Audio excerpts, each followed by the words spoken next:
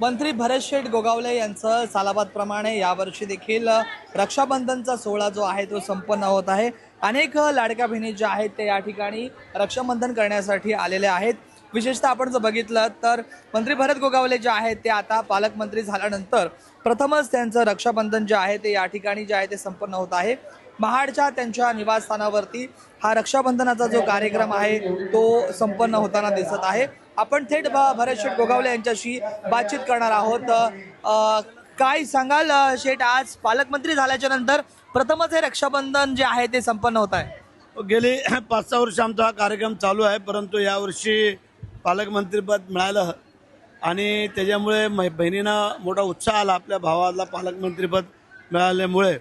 आणि अपेक्षापेक्षा जास्त माझ्या भगिनी यावेळेला इथं उपस्थित झालेल्या आहेत। आणि आपण पाहताय हा सकाळी 9-9:30 वाजल्यापासून क्राऊड चालू आहे, तो आत्तापर्यंत तसाच चालू आहे काय। पण ठीक आहे, जे आमच्या घराचं प्रेम आहे, आम्ही करत असलेलं काम कार्य आणि त्याची पोचपावती ह्या माझ्या सामान्य महिला भगिनी येऊन ज्या माझ्या हातामध्ये एवढ्या मोठ्या संख्येने राख्या बांधतात आणि आम्हाला शुभेच्छा देतात, त्याच्यापेक्षा दुसरं वैभव काय असू शकतं।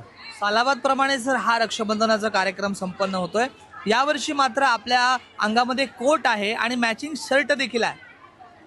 थोडंसं आता पालकमंत्री झाल्यामुळे बोललो जरा लोकांना बदल पाहिजे ना, म्हणून हा कोट आणि हे घातलेला आहे। पण ठीक आहे, तसं काही नसतं की आपण आपलं मन व्यवस्थित स्वच्छ साफ ठेवलं तर आपल्याला सगळं व्यवस्थित दिसतं। पालकमंत्री झाल्यावर शेठ हा पहिलाच जो कार्यक्रम आहे तो संपन्न होतोय, काय भावना आतल्या तुमच्या?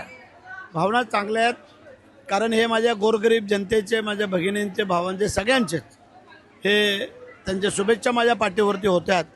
त्यांनी केलेली मन्नत, मागितलेली मन्नत, ईश्वराकडे केलेली मन्नत, ह्या सगळ्या गोष्टी फळाला आल्या आणि आज एवढा मोठा कार्यक्रम। शेठ, एकीकडे आपण बघितलं तर आपली आता महायुती आहे, सगळेच पक्ष आपण एकत्र आहात, मात्र कुठेतरी आता आपले आमदार महेंद्र दळवी यांच्याकडनं वारंवार राष्ट्रवादीवरती टीका होते।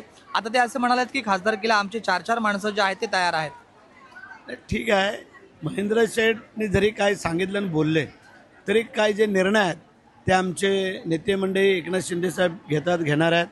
आणि महेंद्र शेठ, महेंद्र थोरवे, महेंद्र दळवी आम्ही सगळे एकदा बसून सगळे आता परत वेगवेगळ्या काही चर्चा नको म्हणून त्यासाठी आम्ही बसू। एकंदरीत सर आपण बघितलं तर आता आपण पालकमंत्री झालेला आहात आणि विकसनशील दृष्टिकोनातून आपले पावलं देखील आता टाकण्यास सुरुवात झालेली आहे। महत्त्वपूर्ण असं जिल्ह्याच्या विकासाच्या दृष्टिकोनातून तुम्हाला काय वाटतंय? मुंबई गोवा हायवे तर आहेच, याचबरोबर आपल्याला काय महत्त्वाचं असं वाटतंय? मुंबई गोवा हायवे आहे, माझं रायगडला शिवसृष्टीचं जे काही आमचं विजन आहे की रायगडच्या किल्ल्यावरती आल्यानंतर दर्शन घेतल्यानंतर महाराजांचं त्या शिवसृष्टीला भेट द्यावी अशा प्रकारचं एक मोठं विजन आहे। त्यानंतर तरुणाईला जे काही नोकरीच्या स्वरूपातून ज्या काही मागण्या येत आहेत, जास्तीत जास्त उद्योग रायगडमध्ये येऊन रायगडच्या तरुणाईला नोकऱ्या मिळाव्यात, हे एक माझं त्या पाठीमागचं विजन आहे। दळवींनी सर मंत्रिपदाची इच्छा आता बोलून दाखवलेली आहे। ठीक आहे ना, प्रत्येकाला असं वाटतं ना, त्यात चुकीचं काय आहे? प्रत्येकाला असं वाटतं की मी मंत्री व्हावं, परंतु जेवढी संख्याबळ असेल तेवढंच आपल्याला मिळणार आहे। आणि ठीक आहे, पाठीपुढं भविष्यामध्ये दळवींना पण भेटू शकतं, तसं काय अडचणीची बाब नाही आहे।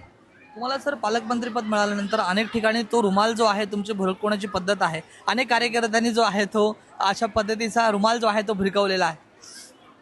आता ती एक भरत शेठ आणि नॅपकिन रुमाल हे समीकरण झालेलं आहे, त्यामुळे माझ्या कार्यकर्त्यांमध्ये तो उत्साह जोश आहे की भरत शेठच्या रुमालाने केली कमाल। त्याप्रमाणे ज्या वेळेला आमच्यावर काही टीकाटिप्पणी झाल्या त्यानंतर माझ्या सगळ्या कार्यकर्त्यांनी जवळजवळ 10,000 नॅपकिनचं वाटप केलं होतं आणि ते त्या दिवशी फिरून दाखवलं होतं आमच्या महाडला। आणि मी तेव्हापासूनच वापरतोय नॅपकिन, तो आतापर्यंत वापरतोय, पुढे वापर। धन्यवाद। हे होते मंत्री भरत गोगावले। राजवैश्व .1 मराठी, महाड, रायगड।